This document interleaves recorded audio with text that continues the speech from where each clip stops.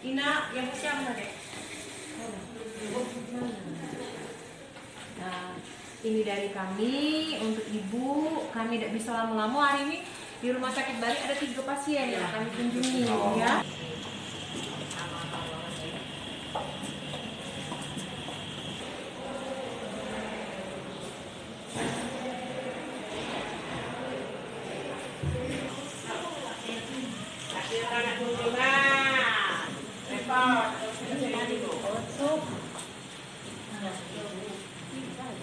Minggu awalnya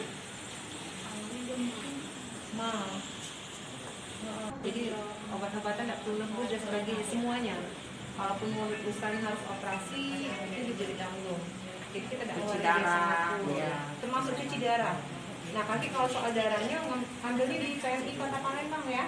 Karena kita sudah ber-CPOB, jadi darah kita yang betul-betul bersih gitu kan. Jangan sampai kaki salah, justru kaki nimbul ke penyakit yang lain. Kaki kalau misalnya ada apa-apa kabarin. Insya Allah kaki ada kawan-kawan di sini ya.